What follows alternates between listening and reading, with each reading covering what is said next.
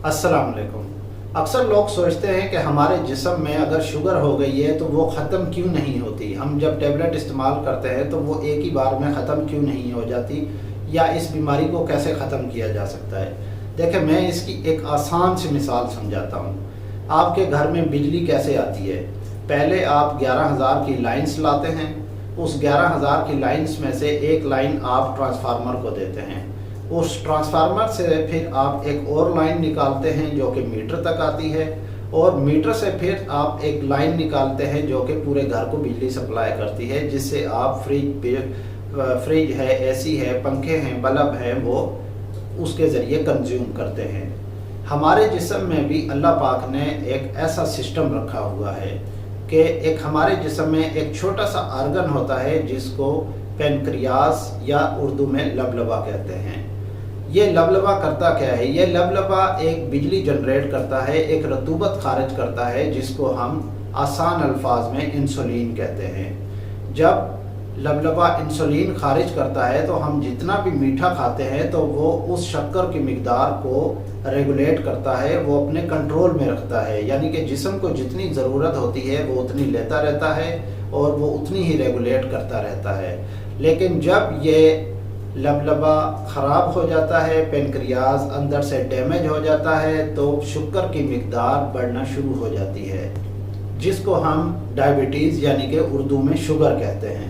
अब शुगर दो किस्म की होती है, टाइप 1 और टाइप 2। टाइप 2 में क्या होता है कि जो पेनक्रियाज है वो इंसुलिन खारिज तो कर रहा होता है, लेकिन इतनी खारिज नहीं कर रहा होता जिसकी हमें बॉडी में रिक्वायरमेंट होती है। तो हमें बाहर से टैबलेट लेनी पड़ती हैं, जो कि मुख्तलिफ कंपनीज की टैबलेट आती हैं शुगर को कंट्रोल करने के लिए। उसको टाइप 2 डायबिटीज़ कहते हैं। टाइप 1 डायबिटीज़ में क्या होता है कि जो हमारा पेनक्रियाज होता है, जो हमारा लबलबा होता है, वो बिल्कुल ख़त्म हो चुका होता है, वो बिल्कुल डैमेज हो चुका होता है, वो थोड़ी सी भी इंसुलिन की प्रोडक्शन नहीं कर रहा होता। तो हमें इंसुलिन को पूरा करने के लिए बाहर से इंजेक्शन लगाने पड़ते हैं इंसुलिन के। तो इसको टाइप 1 डायबिटीज़ कहते हैं। हम बात करें कि अगर खुदा न खास्ता डायबिटीज़ हो जाए तो इसकी अलामात क्या होती हैं।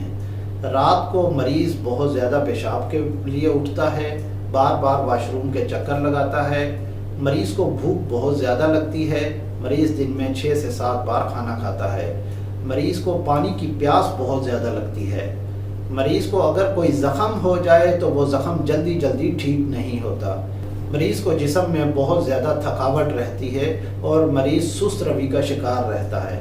तो ऐसी सूरत में डायबिटीज़ का टेस्ट कराया जाए, जिसको BSF या BSR कहते हैं। ये दो किस्म के टेस्ट होते हैं जो कि नाश्ते से पहले और नाश्ते के बाद किया जाता है। ऐसे पेशेंट्स शुगर के मर्ज़ का शिकार हैं तो वो हर 3 महीने बाद अपना HbA1c टेस्ट लाजमी कराएं, ताकि आपको आपकी परसेंटेज पता चले कि आखिरी 3 महीनों में शुगर की मिकदार कैसी रही।